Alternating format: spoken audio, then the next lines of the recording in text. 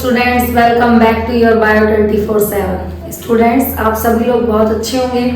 I hope आप लोग पढ़ाई भी बहुत अच्छे से कर रहे होंगे। स्टूडेंट्स, आज जो हम टॉपिक करने वाले हैं फॉर क्लास 12 वो है स्ट्रक्चर ऑफ स्पर्म। स्पर्म के बारे में आप जानते हैं, टेस्टिस से रिलीज किए जाते हैं, सीमेन के साथ में प्रोड्यूस होते हैं। स्पर्म की क्या जरूरत है, क्यों, किस लिए ये काम आ रहे हैं, स्पर्म एग को फर्टिलाइज करते हैं। तो यानी कि पूरा मेल रिप्रोडक्टिव सिस्टम में से आज हम जिस टॉपिक पे बात करेंगे वो है आपका स्पर्म।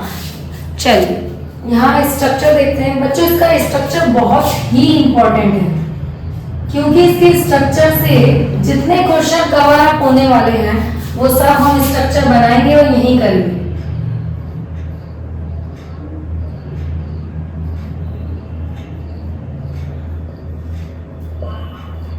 चलिए स्टार्ट करते हैं स्ट्रक्चर को ड्रॉ करना। मैं बार बार आप लोगों से यही कहती हूँ बच्चों कि स्ट्रक्चर जो होते हैं वो हमें खुद ही ड्रॉ करने चाहिए,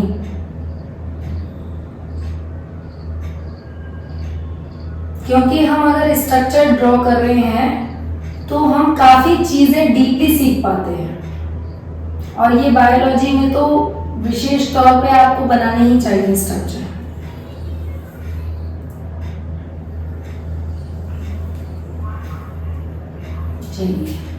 ये स्पर्म के स्ट्रक्चर में आपका आउटर फिगर बन गया। अब इंटरनली फिगर बनाते हैं इसका, क्या है ये।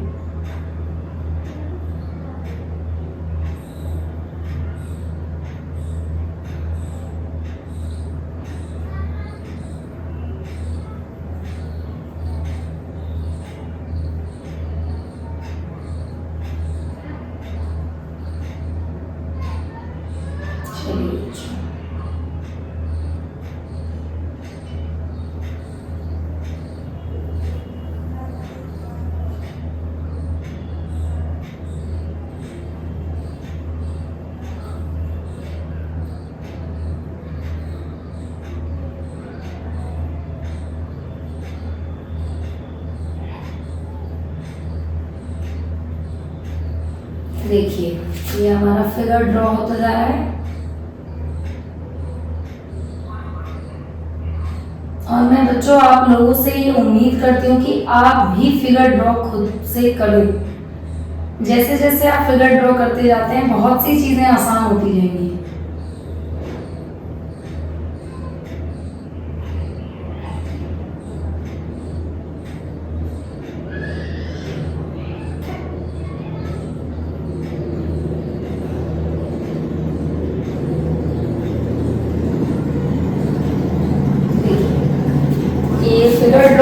किसका?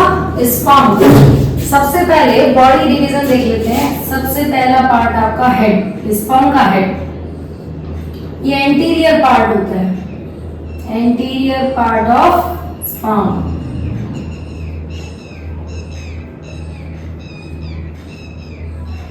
यही वो पार्ट है जहां से ये जाकर इसको एग को क्या करेगा, एग को फर्टिलाइज करेगा, यहीं से एग से जुड़ेगा। ये वाला पार्ट नेक पार्ट एंड ये वाला middle piece of sperm cell, जहां पर क्या प्रेजेंट होता है, माइटोकॉन्ड्रिया। तो एक तरीके से power house of the cell वाला पार्ट है ये। एनर्जी प्रोड्यूस यहीं से होगी and this is the longest part of the sperm cell that is called tail part. Now we are doing labeling for this diagram. तो सबसे पहले outer layer of this structure that is called plasma membrane.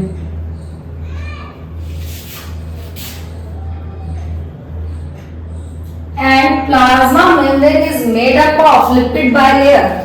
इसकी ये lipid bilayer है।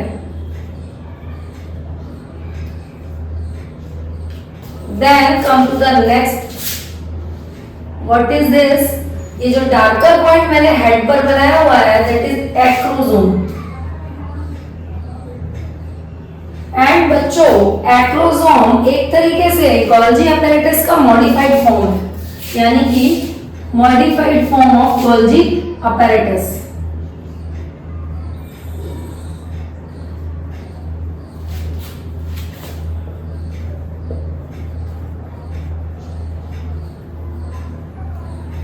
And इसके अंदर include क्या क्या होता है, इसके अंदर एंजाइम होते हैं, कौन कौन से, हाइड्रोलिटिक एंजाइम जो पानी की मदद से तोड़ता है, एंड प्रोटियोलिटिक एंजाइम प्रोटीन को तोड़ने का काम। एंजाइम नेम्स अगर मैं आपको बताऊं तो कौन कौन से हैं, एक्रोसिन एंड हाइलुरोनिलेज।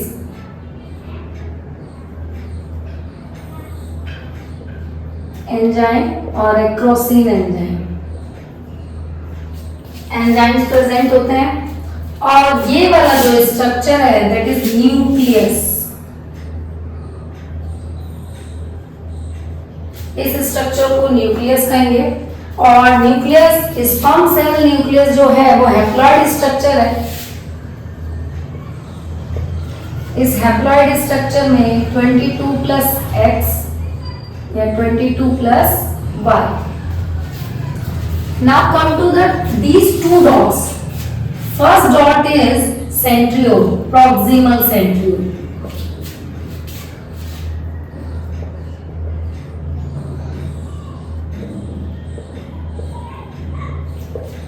Proximal centriole किस लिए काम आता है, ये पोस्ट फर्टिलाइजेशन के टाइम क्लीवेज डिवीजन के लिए use for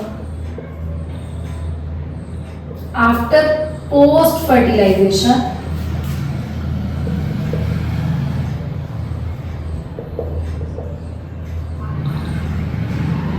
during cleavage division.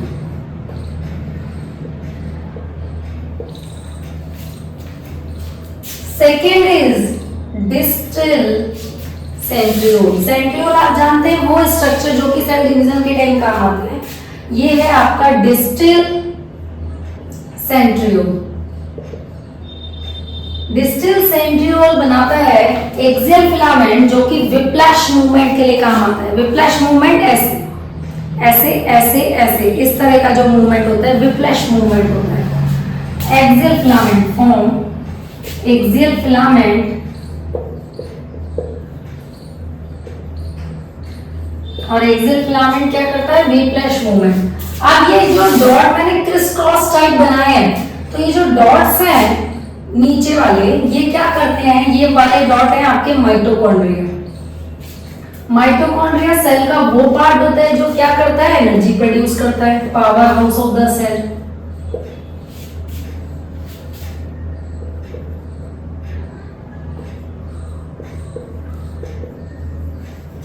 और ये एनर्जी प्रोड्यूस करने के लिए किसका यूज करता है, फ्रक्टोज का।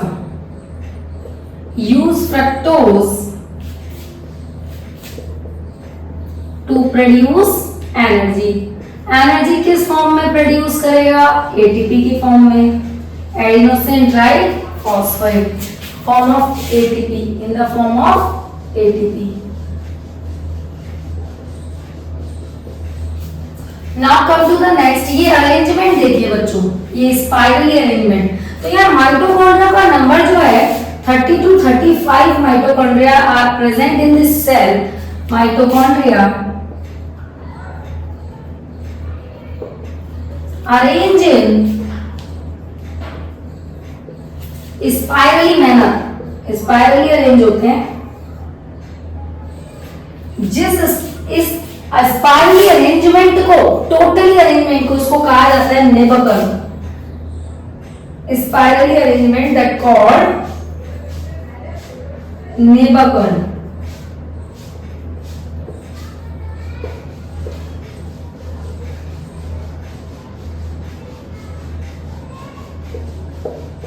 हाईलाइट कर लिया मैंने इसको। अब आ जाइए ये लॉन्ग इंटरनली ट्यूबुलर पार्ट। मैंने कहा था डिस्टल सेंट्रियोल से बनता है, तो ये एक्सियल फिलामेंट है।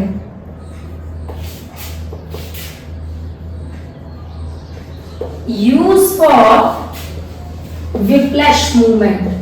स्पर्म को मूवमेंट चाहिए, विप्लैश मूवमेंट करता है। तो बच्चों ये पूरा एक स्पर्म का स्ट्रक्चर है, स्पर्म सेल का स्ट्रक्चर है, जिसमें आप डायग्राम से देख पा रहे होंगे कि हमने एक एक पार्ट लेबल किया प्लस उसका फंक्शन यही लिख दिया, उसके साथ वो किस किस चीज से बना हुआ है, क्या इंक्लूड करता है। तो that is the pattern of biology structures, जिसको आप फॉलो करेंगे तो आपके लिए बायोलॉजी बहुत इजी हो जाएगी और बहुत अच्छे मार्क्स गेन कर पाएंगे। तो बच्चों देखो, स्पर्म एक इस तरह का स्ट्रक्चर होता है जो क्या कर रहा है, head part, neck part, middle piece and tail part इसमें इंक्लूड है। जिसके अंदर हेड पार्ट में आप बात करेंगे, सबसे पहले तो आउटर लेयर होती है सेल की प्लाज्मा मेम्ब्रेन जो लिपिड बाइलेयर है। नेक्स्ट पार्ट हेड में क्या है, एक्रोसोम है जो कि modified form of Golgi apparatus है, जिसमें एंजाइम्स होते हैं, hydrolytic enzyme and proteolytic enzymes. Then centrioles, first centriole proximal centriole और सेकेंड इज डिस्टल सेंट्रियोल। इन दोनों ही सेंट्रियोल का अरेंजमेंट होता है 9+0। या 11th में पढ़ के आए अरेंजमेंट 9+0 सेंट्रियोल्स में, सेल डिवीजन चैप्टर में आपने किया है। चलिए अब आप यहाँ देखिए, ये जो डॉट डॉट स्ट्रक्चर बीच में मिडिल पीस में एनर्जी वाला पार्ट है, मिडिल पार्ट मैंने स्टार्टिंग में बताया था। माइटोकॉन्ड्रिया प्रेजेंट होते हैं 30 to 35 mitochondria arrange in spiral manner, that is called nebular. और ये डिस्टल जो सेंट्रियोल है एक्सेल फिलामेंट बना रहा है फॉर रिफ्लेक्स मूवमेंट। इस पार्ट पर फ्लैजिला जो प्रेजेंट होते हैं वो क्या करते हैं, एक तरीके से मूवमेंट देने का काम करते हैं। Flagella present for movement. अब इस स्पर्म के स्ट्रक्चर के बाद इससे रिलेटेड हम क्वेश्चंस कर लेते हैं बच्चों। सबसे पहले हमारे दिमाग में एक क्वेश्चन आएगा, वो क्या है, व्हाट इज सीमेन। सीमेन क्या है, और बच्चों मोस्टली पूछा जाने वाला क्वेश्चन है सीमेन। सीमेन जो होता है ना वो किस किस से मिलकर बना होता है, स्पर्म एंड सेमाइनल प्लाज्मा। क्या क्या इंक्लूड है उसके अंदर, स्पर्म एंड सेमाइनल प्लाज्मा। जो स्पर्म है वो कहां से रिलीज हो रहे हैं, release from seminiferous tubule,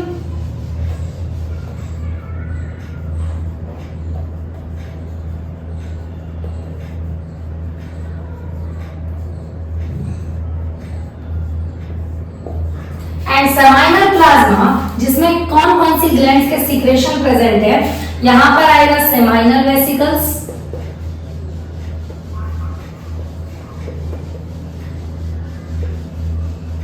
prostate gland,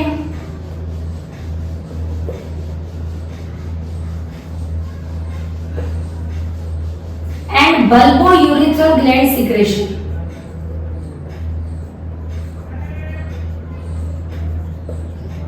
secretions इसमें प्रेजेंट होते हैं।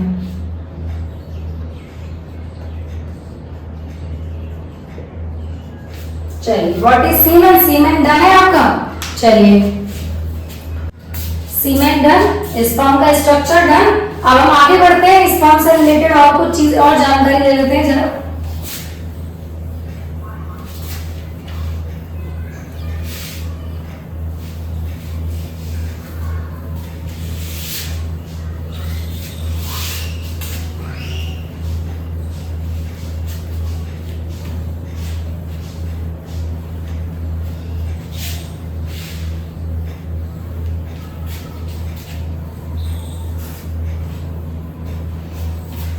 चलिए बच्चों, सीमेन हम कर चुके हैं, अब लिखते हैं। यहां मैं वापस से लिख देती हूँ semen, semen sperm plus seminal plasma. Then आप क्या करने वाले हैं, स्पर्म। तो स्पर्म का count, number of sperm per ejaculation, मतलब एक बार के इजैकुलेशन में स्पर्म कितने होते हैं, 300 मिलियन। और 300 मिलियन में से कोई एक ही रेस को जीत पा रहा है, और वो जो एक रेस को जीत पा रहा है देन क्या होगा, न्यू बेबी बॉर्न होगा। यानी कि हमें से हर कोई एक विनर है, क्योंकि 300 मिलियन की रेस को पार करके वो एक स्पर्म जाके न्यू बेबी बना है। तो number of sperm per ejaculation then 300 million. और क्वांटिटी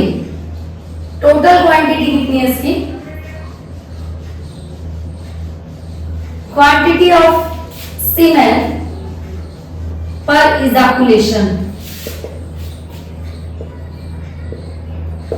ये 2.5 ml होती है।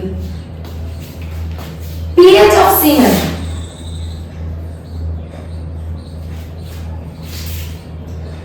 पीएच ऑफ सीमेन बच्चों एल्कलाइन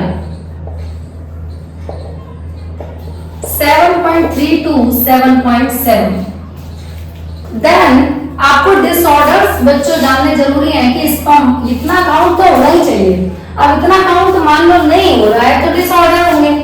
वो डिसऑर्डर कौन कौन से होते हैं मेरे को बिकॉज ऑफ स्पर्म काउंट में थोड़ा सा भी गड़बड़ आने पे, तो सबसे पहला ओलिगोजूस्पर्मिया।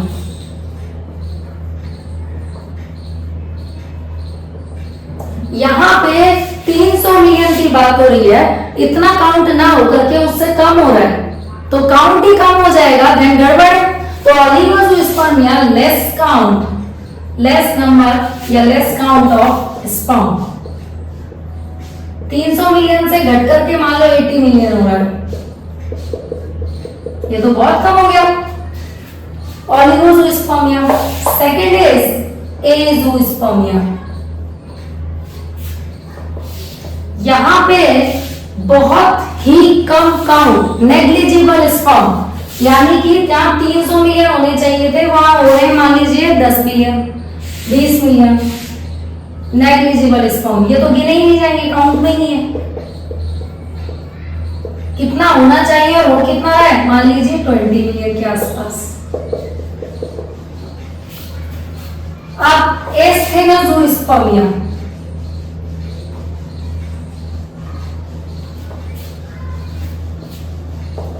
एस्थेनोजूस्पर्मिया का मतलब है स्पर्म की मोटिलिटी कम होना।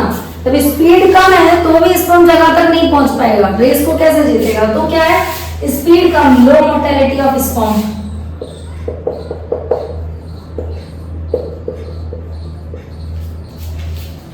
देन टेरेटोजूस्पर्मिया।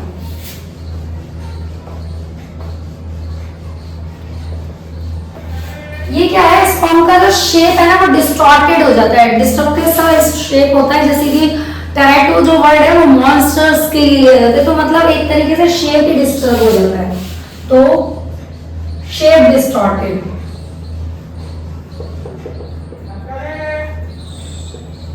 Of sperm.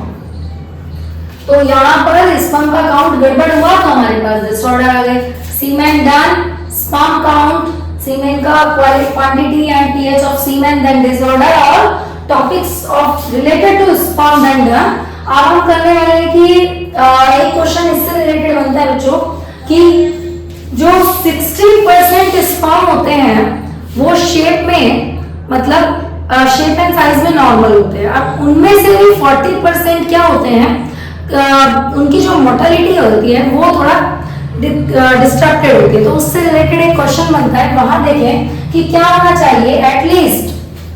देखिए बच्चों यहाँ एक क्वेश्चन बनता है कि जिस बात को मैं भी आपको समझा रही थी कि at least 60% sperm should show shape and size normal and out of which 40% sperm show vigorous mortality. तो उनमें से shape and size and mortality वाले स्पर्म कितने होने चाहिए वो देख लीजिए, फिर उससे रिलेटेड हम क्वेश्चन कर लेंगे। तो स्टार लाइन कर लीजिएगा। At least 60% sperm should show normal shape and size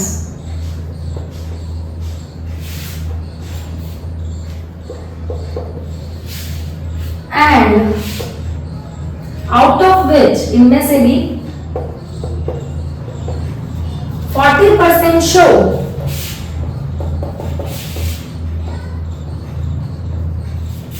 vigorous motility। Done बच्चों। अब इससे रिलेटेड अगर मैं आपको क्वेश्चन दूं, सपोज दैट यहाँ पे 1000 का काउंट है, वो स्पर्म काउंट है 1000, टोटल स्पर्म मैंने बता दिया 1000। तो यहाँ पर आपको निकालने नॉर्मल शेप एंड साइज वाले स्पर्म एंड विगरस मोटिलिटी वाले, तो निकालते हैं। चलिए 1000 टोटल दिया हुआ है, 1000 में से 60% निकालो आप, 1000 का 60% आप करेंगे तो कितना हो गया 600। तो 600 स्पर्म तो हो गए आपके नॉर्मल शेप एंड साइज। अगर मैं इस स्टेटमेंट को प्रूव करना चाहूं देन इसीलिए मैं आपको क्वेश्चन दे रही हूं स्टेटमेंट को प्रूव करने के लिए। आपके पास भी क्वेश्चन आए तो यही प्रोसीजर रहना चाहिए, normal shape and size. And then आपसे पूछा जाए विग्रस मोर्टेलिटी वाले स्पर्म बताइए, तो कितना बताया बच्चों ये 40%। तो 600 का 40% निकाल लीजिए। What is that? 240 स्पर्म कैसे होंगे जो क्या शो करेंगे विग्रस मोर्टेलिटी।